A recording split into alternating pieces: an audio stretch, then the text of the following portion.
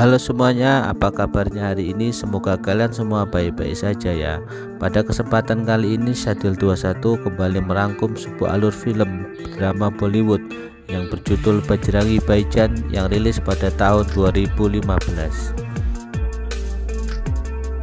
Film ini menceritakan tentang kisah seorang anak kecil usia 6 tahun asal Pakistan yang tertinggal di India setelah mengunjungi sebuah tempat suci. Ia termasuk tunawicara sehingga tidak bisa menjelaskan asal daerahnya. Bagaimana kisah perjuangan ia kembali ke daerahnya? Mari kita ke alur ceritanya. Dan jika kalian suka dengan channel ini, silahkan subscribe saja agar tidak ketinggalan video-video lainnya. Film ini diawali dengan diperlihatkannya beberapa warga di sebuah desa di Pakistan yang menonton sebuah pertandingan kriket. Mereka tampak bahagia karena tim yang mereka dukung memperoleh kemenangan. 6 tahun kemudian nampak seorang gadis kecil ikut mengembala domba bersama ayahnya. Lalu ia berjalan pulang karena ia diminta oleh ayahnya segera pulang. Ia lantas pulang dengan mendorong roda. Gadis ini bernama Shahida. Ia merupakan tokoh utama dalam film ini. Saat perjalanan pulang, tiba-tiba mainan roda yang ia dorong rusak dan menggelinding ke bawah karena daerah tersebut daerah perbukitan. Shahida yang mengejarnya pun akhirnya ikut terjatuh dan menggelinding ke bawah. Sang ayah yang belum mengetahui kondisi Shahida akhirnya pulang. Namun ternyata sesampainya di rumah ia tidak mendapati Shahida di rumah. Merasa ada yang tidak beres, akhirnya ayah dan ibu dibantu dengan beberapa warga kampung mencari Shahida. Akhirnya setelah sekian lama mencari, salah seorang warga menemukan keberadaan Shahida yang tengah tersangkut di sebuah dahan pohon. Karena ia tidak bisa bicara, maka ia tidak bisa berteriak minta tolong. Keesokan harinya, para sesepuh kampung menyarankan agar Shahida dibawa ke sebuah tempat di Delhi, India. Mereka meyakini tempat tersebut adalah tempat suci. Bagi yang berdoa di sana akan segera dikabulkan. Namun karena sang ayah adalah mantan militer Pakistan, tentu ia tidak akan mendapatkan visa untuk pergi ke India. Akhirnya sang ibu memberanikan diri untuk membawa Shahida ke tempat suci tersebut. Setelah sang ayah menjual beberapa hasil ternaknya, sang ibu dan Shahida akhirnya pergi ke India dengan menaiki kereta api. Tanpa kesulitan mereka akhirnya sampai di tempat tersebut dengan selamat. Sesampainya di sana mereka akhirnya menjalankan berbagai macam ibadah di tempat tersebut yang lantas kemudian berdoa agar Shahida mampu berbicara. Dalam perjalanan pulang, kereta yang mereka tumpangi mengalami sedikit kerusakan sehingga membuat kereta berhenti lama. Beberapa saat kemudian semua orang tertidur termasuk sang ibu. Namun Shahida yang sebelumnya tertidur akhirnya bangun dan melihat ada seekor kambing yang terjebak di sebuah lubang. Shahida yang terbiasa merawat kambing akhirnya keluar dari kereta untuk menolong kambing tersebut. Setelah itu tiba-tiba kereta itu pun berjalan saat Shahida masih berada di luar. Ia pun akhirnya berlari mengejar kereta tersebut, namun ia gagal. Ia pun tidak bisa berteriak untuk memanggil-manggil ibunya. Ibunya yang saat itu dalam kondisi tertidur pun tidak mengetahui bahwa Shahida sudah berada di luar kereta.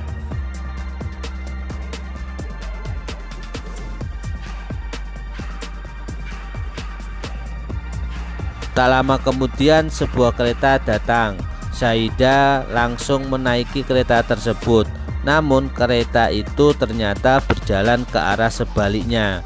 Sang ibu yang terbangun saat kereta sudah memasuki daerah Pakistan terlihat panik melihat putrinya tidak berada di sisinya. Ia mencoba mencari dan berteriak namun gagal. Ia pun tiba-tiba menarik tuas rem darurat kereta. petugas akhirnya membantu mencari Syahidah di sekitar daerah tersebut, namun ternyata ia tidak mampu menemui Syahidah karena Syahidah sudah menaiki kereta lain yang menuju arah sebaliknya.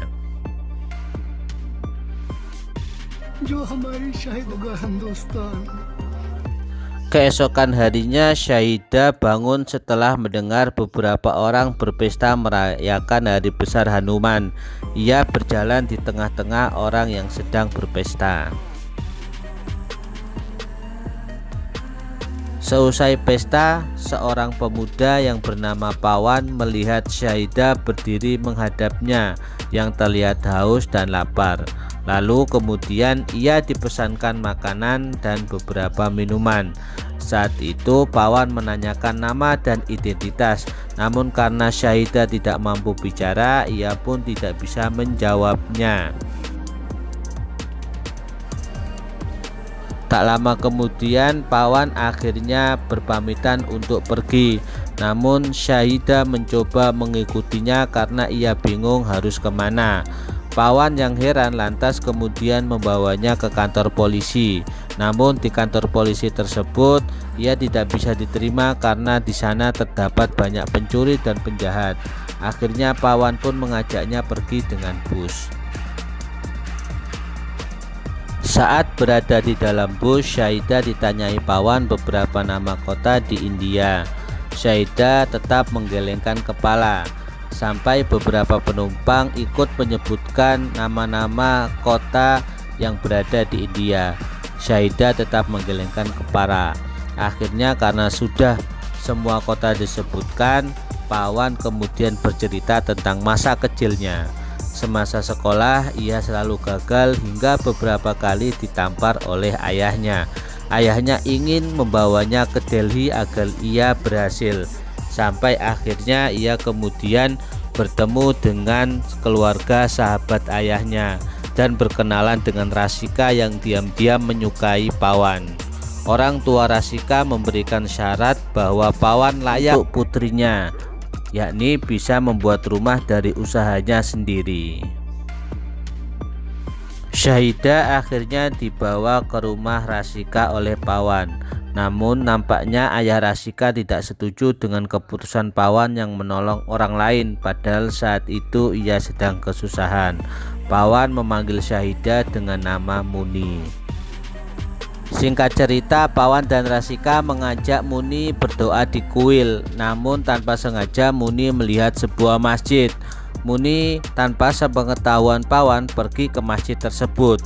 Pawan akhirnya mengetahui dan terlihat panik. Ia pun mengejar Muni dan setelah itu ia pun menyadari bahwa Muni adalah seorang muslim. Pawan terlihat takut jika identitas Muni diketahui oleh keluarga Rasika. Namun Rasika mencoba menguatkan Pawan bahwa selama ini ia menyukai Pawan itu adalah karena rasa sosial yang tinggi. Saat malam tiba, keluarga Rasika menonton pertandingan kriket antara Pakistan dan India. Mereka bersorak saat tim India mendapatkan skor. Namun pada akhirnya tim India kalah dan Muni nampak senang dan berselebrasi di depan TV. Lalu ia mencium bendera Pakistan. Melihat tingkah Muni, semua keluarga Rasika heran.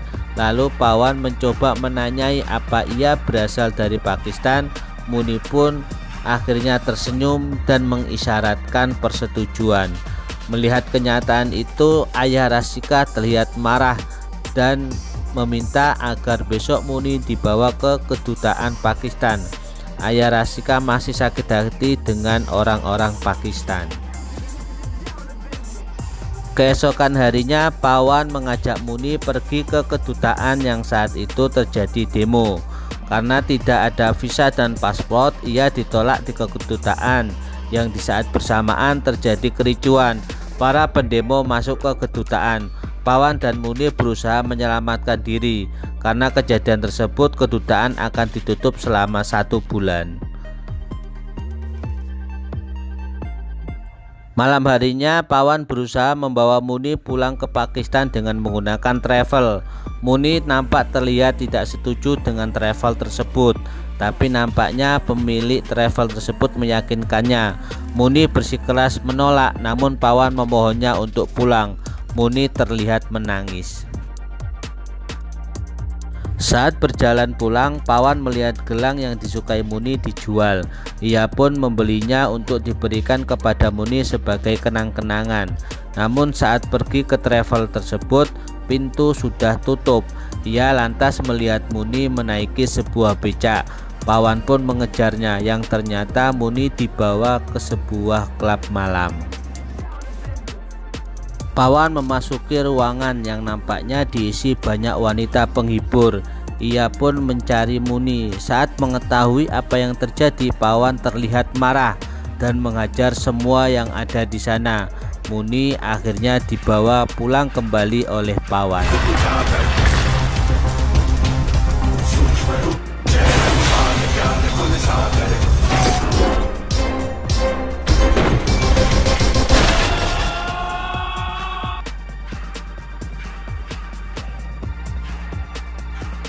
Karena kejadian tersebut, Pawan akhirnya memberanikan diri untuk mengantar sendiri Muni pulang ke rumahnya yang berada di Pakistan.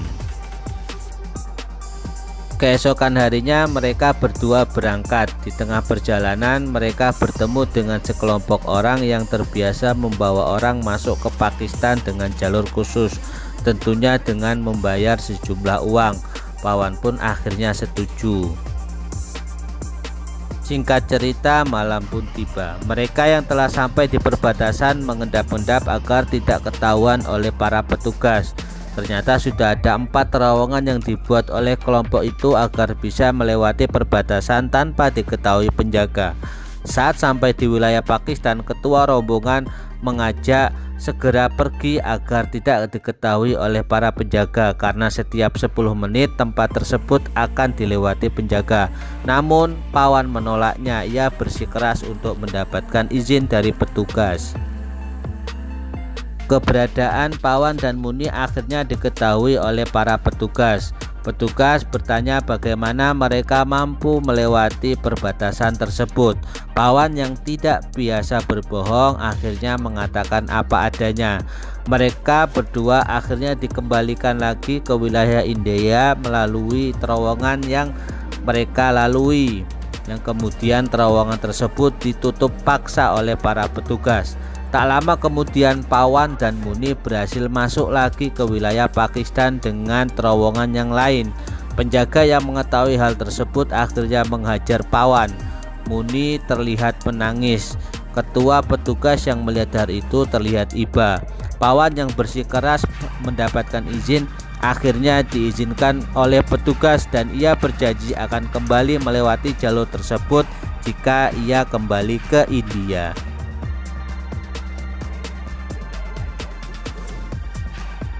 Singkat cerita, mereka berdua mampir di tempat makan untuk sarapan. Saat mereka pergi, ternyata beberapa polisi mengejarnya karena kehilangan borgol yang ternyata diambil oleh Muni yang dikiranya adalah sebuah gelang. Mereka pun akhirnya dibawa ke kantor polisi karena tidak bisa menunjukkan paspor. Sesampainya di kantor polisi, seorang wartawan dan kameramen mencoba mewawancarai Pawan.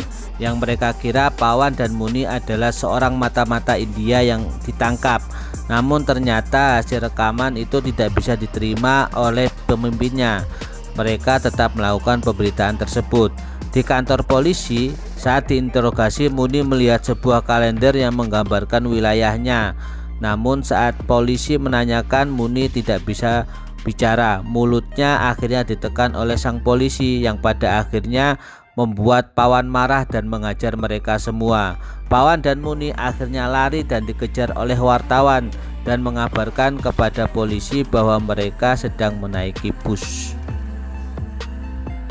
Di dalam bus, saat Pawan ditanya oleh konduktur tujuannya, ia hanya menunjukkan gambar yang dibawa oleh Muni karena ia tidak tahu nama daerah tersebut.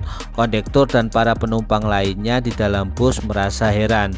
Pawan akhirnya menceritakan maksud dan tujuannya ke India. Kondektur pun memujinya dan sang wartawan terlihat iba dengan kenyataan itu. Tak lama kemudian 2 buah mobil polisi menghadang bus tersebut untuk mengejar Pawan dan Muni. Namun mereka tidak ketahuan karena mereka bersembunyi di atas bus dan seluruh penumpang nampak membantu persembunyian itu. Mereka yang kini bertiga akhirnya diantar ke sebuah tempat yang aman untuk bersembunyi. Keesokan harinya mereka yang tertidur akhirnya bangun karena mendengar suara anak-anak yang ternyata menertawai mereka. Dan saat mengetahui ia tidur di sebuah masjid, Pawan berlari mohon maaf kepada Bajrangi dan duduk di luar. Sang ustadz meminta Pawan untuk masuk walaupun ia bukan seorang muslim. Pawan lantas menunjukkan tujuan mereka ke gambar yang ia bawa. Namun ternyata seorang anak yang mengatakan bahwa itu adalah daerah Swiss. Awalnya ia ditertawakan, namun ia menunjukkan ada tulisan Swiss yang ada di gambar tersebut. Tak lama kemudian beberapa polisi datang, namun akhirnya mereka mampu kabur setelah mereka menutupi kepala mereka dengan hijab. Yang dikira polisi mereka semua adalah istri dari ustadz tersebut. Mereka akhirnya diantar oleh sang ustadz ke tempat aman yang kemudian melanjutkan perjalanan. Saat makan mereka menyabotase sebuah mobil agar mogok di tengah perjalanan dengan meletakkan sesuatu di knalpotnya. Rencana mereka berhasil, sang wartawan berpura-pura memperbaiki mobilnya. Yang tak lama kemudian mereka mendapatkan tumpangan mobil tersebut, yang ternyata ia adalah kepala kepolisian di daerah tersebut. Sang kepala polisi yang belum mengetahui mereka bertiga berniat mengantarnya, dan mereka akhirnya diantar oleh salah satu anak buah polisi tersebut. Singkat cerita, mereka sampai di sebuah masjid terkenal di Pakistan untuk berdoa agar Muni segera bertemu dengan orang tuanya. Pawan bertekad melakukan apapun untuk Muni agar bertemu dengan orang tuanya. Dan ternyata sang ibu berada di tempat yang sama di saat bersamaan. Namun sang ibu tidak mengetahui keberadaan Muni yang tertutup kain karena tertidur. Di sisi lain, sang wartawan mencoba mengupload berita dan perjalanan yang ia rekam ke akun YouTube-nya setelah beberapa pimpinan televisi maupun media cetak menolak berita tersebut. Di saat bersamaan, sang wartawan mengetahui rekannya datang bersama beberapa polisi yang mengejarnya. Sebelumnya, rekannya tersebut menelpon tentang keberadaannya. Ia akhirnya berlari dan mengajak Pawan untuk bersembunyi ke tempat yang aman, yang pada akhirnya mereka tidak diketahui oleh polisi. Merasa tempat itu sudah aman, sang wartawan memperlihatkan video yang diuploadnya. Saat melihat video itu, Muni melihat ibunya sedang lewat di depan kamera, yang kemudian mereka tahu ibunya turun dari sebuah bus. Keesokan harinya mereka menunggu bus yang dinaiki oleh ibu Muni kemarin. Saat bus itu datang, mereka lantas bertanya kepada supir bus tersebut dari mana asalnya. Namun saat menyebutkan daerah asal bus tersebut, Muni mengisyaratkan bukan daerahnya. Supir itu pun akhirnya menyebutkan semua nama daerah yang ia lewati, sampai akhirnya Muni mengiyakan salah satu daerah yang bernama Sultanpur. Mereka pun berbahagia lantas menaiki bus tersebut. Di tengah perjalanan, tiba-tiba bus yang mereka tumpangi harus berhenti karena ada pemeriksaan dari polisi. Mereka harus didata satu persatu. Saat Pawan menghadap petugas, Pawan langsung mendorong petugas tersebut dan ia lari. Melihat Pawan lari, semua petugas akhirnya mengejarnya hingga akhirnya tertangkap.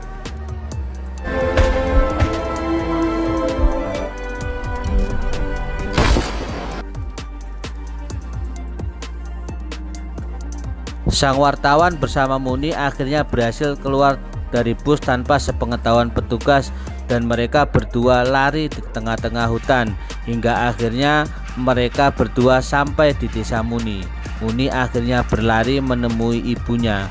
Momen mengharukan ini akhirnya direkam oleh sang wartawan yang sangat haru melihat sang ibu dan anaknya yang bertemu yang telah lama berpisah.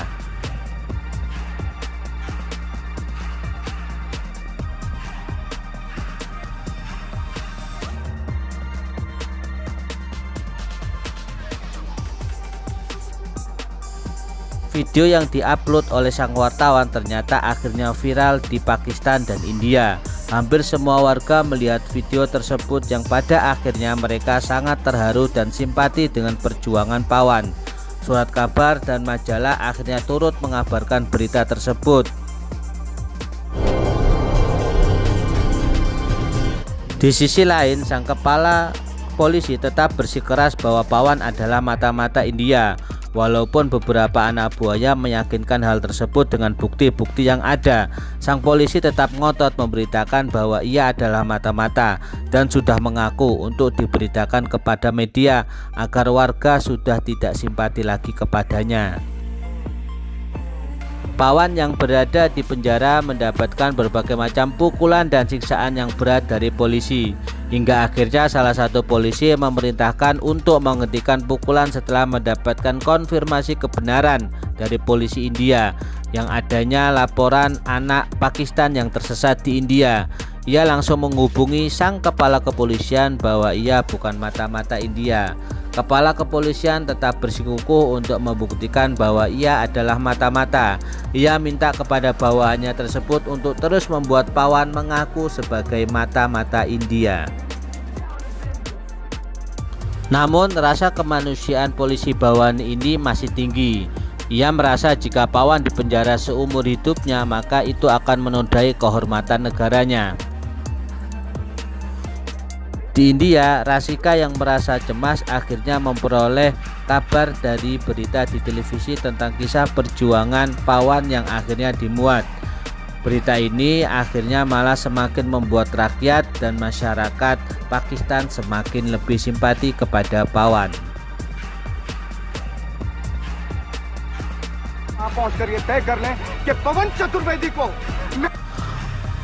Polisi bawahan akhirnya melepaskan Pawan yang kemudian mengantarkan Pawan ke perbatasan bersama beberapa warga Pakistan yang simpati terhadap perjuangannya. Mereka ingin memastikan Pawan melewati perbatasan dan masuk India dengan selamat. Massa yang begitu banyak membuat penjaga perbatasan akhirnya membiarkan massa membuka paksa pintu perbatasan agar Pawan bisa masuk wilayah India. Mereka meneriakkan nama Bajrangi Bhaijaan bersama-sama.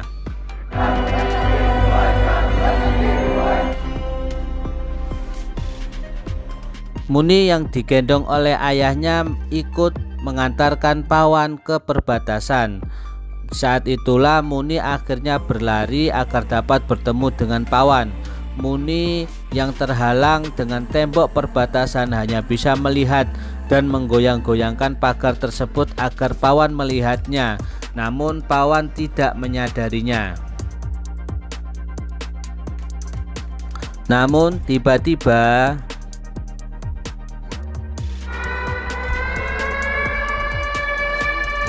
suara Muni atau Syahidah akhirnya keluar dan ia meneriakkan nama Pawan. Mendengar hal tersebut, Pawan akhirnya menoleh dan Muni kemudian meneriakkan sesuatu.